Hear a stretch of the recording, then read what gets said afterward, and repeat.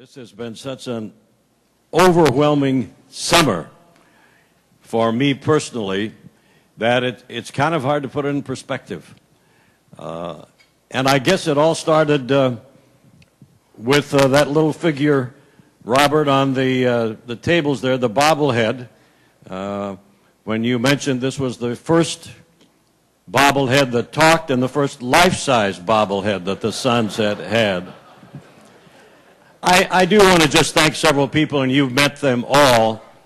Obviously, a thank you to Robert Sarver, owner-managing partner, Sam Garvin of the owners, Jerry Colangelo, of course, for saying, let's go ahead and do this media center.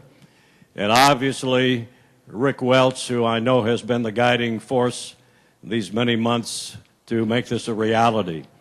And obviously, Tom Ambrose, who we mentioned earlier, who has been scurrying around looking into my past and finding these things that are in that media center, which I have not seen myself, and I'm as anxious as maybe you are to see it also.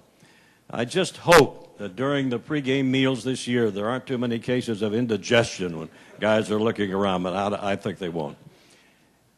You know, the years go by so quickly, and when I was thinking about how it all started, I had come to Phoenix and I'd done several things, and I did sports on Channel 10, on Channel 3. I did Arizona State football and basketball, and then Veterans Memorial Coliseum opened, I believe, in 1965. And a hockey team came to town, the old original Roadrunners in the Western Hockey League, and I did their games. And then a year or so later, there was an NBA preseason game in Phoenix. St. Louis, the Hawks were in St. Louis at that time, played Philadelphia. And Marty Blake, who many of you basketball people certainly know, was the GM of St. Louis. And I called him. I was working at Cool Radio and TV at that time to see if I could broadcast that game. And Marty's kind of a character, and he didn't know if he wanted the game broadcast. And I convinced him maybe we could run a lot of spots, help him sell tickets. Well, to make a long story short, he did, and I did that game. And it was a recording of that NBA preseason game that I later gave to Jerry, and I guess you liked it. So-so.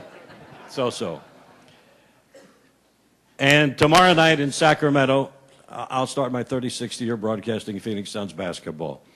And it certainly doesn't seem like it has been that long. Now, obviously there have been times during the last 35 years when I've said, what am I doing here?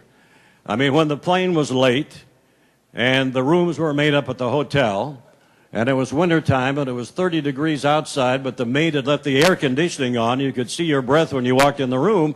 There were times that I said, what am I doing here? But you know what?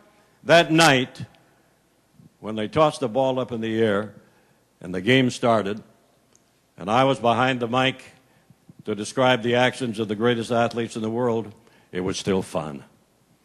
And I keep reading in the paper, Robert, I can continue to do this for a couple more years.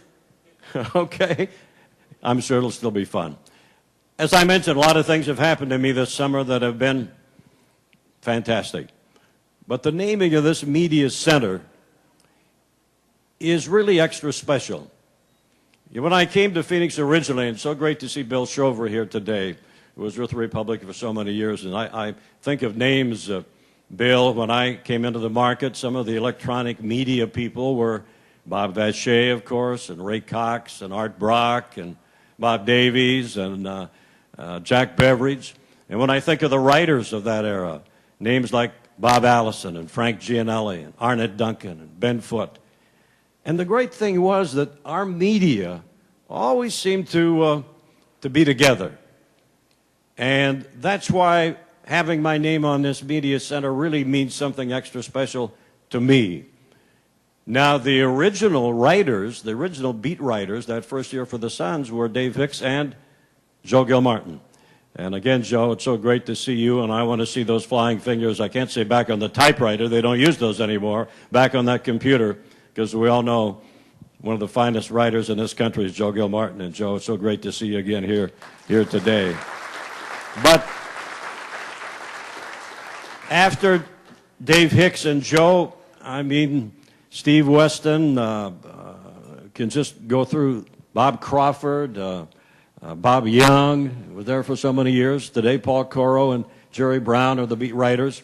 But again, there's always been a good feeling between the media, electronic and writing, and that's not always the case in many markets.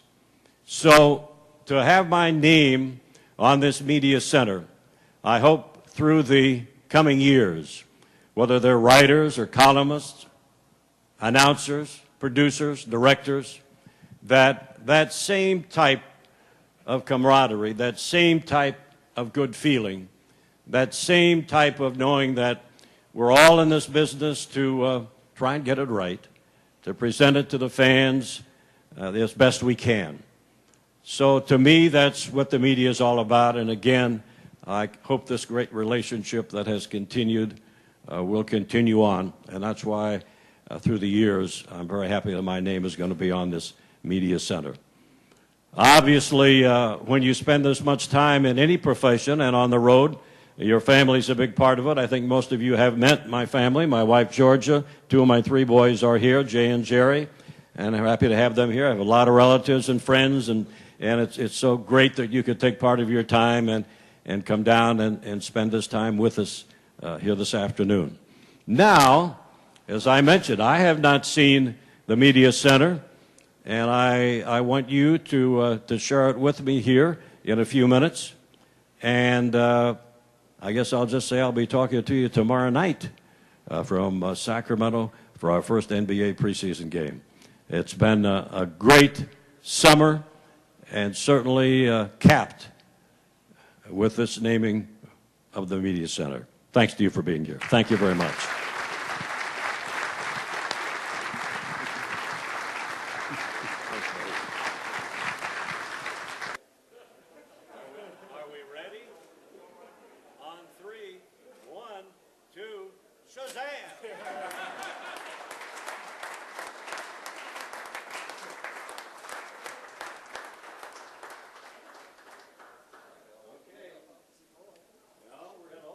You have the keys, Rick?